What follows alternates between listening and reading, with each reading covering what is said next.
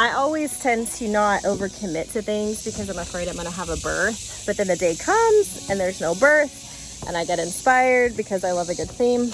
Then I decided to make more things. So I thought I would just share for some basic inspiration, if I can get out of this gate. I thought I would share what I decided to make today for the 4th of July.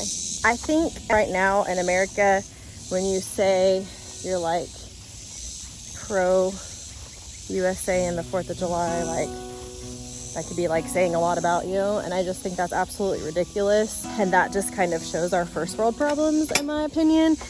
I would just encourage folks to think about how the rest of the world lives.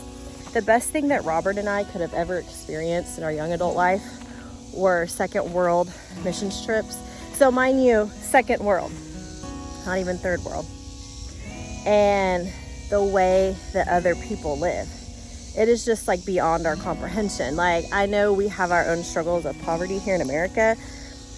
Right next door, like the town right next to mine is a very impoverished town and city, and there's so much that we can do right here in our country. But I think because we're not faced with it to the same degree as other countries, we forget how lucky we are. One of the reasons I love celebrating the 4th of July, like start to finish, you go all out, is because I'm so grateful for where I get to live. And so regardless of like the political climate or where people want to put their money, I think that we all need to take a step back and celebrate our freedom today. So that's what we're going to do. I'm gonna start with making some tomatillo salsa, some green salsa. I love green salsa. I've never made it. I've never grown tomatillos before, but I have a ton. So I'm going to harvest them, make some tomatillo salsa. I'm gonna show some brownies that I made. I'll make some homemade mayo to take for the burgers. What else? I think that's all I'm homemaking. And then of course we sliced up some of our tomatoes from the garden to take for burger toppings. And then I have all my other responsibilities of things that I'm supposed to bring.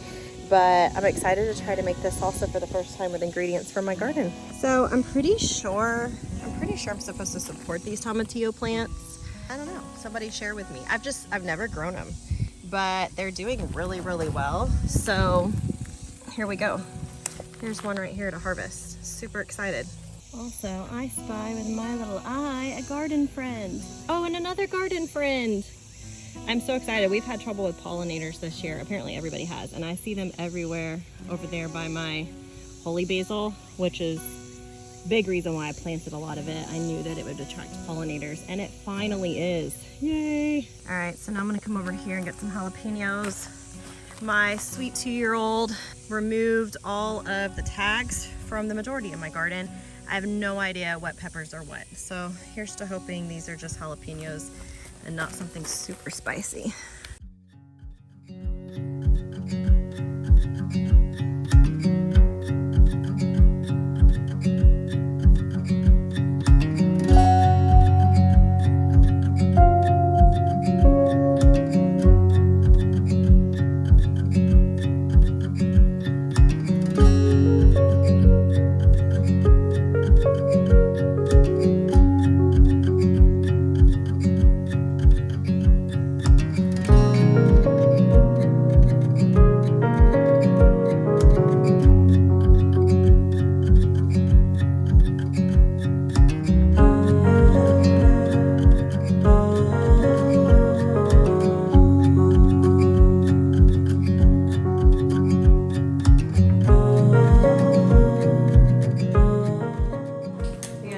Salsa of your life.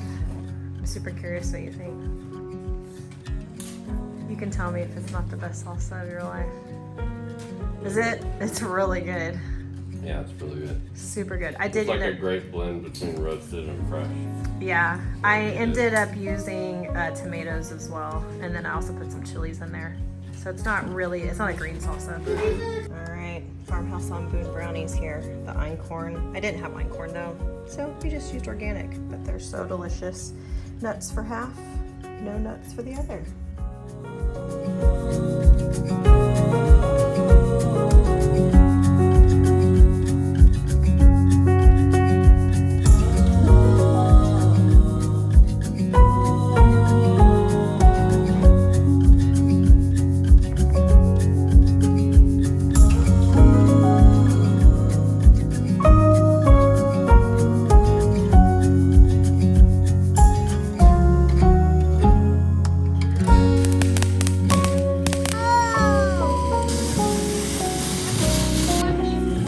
start.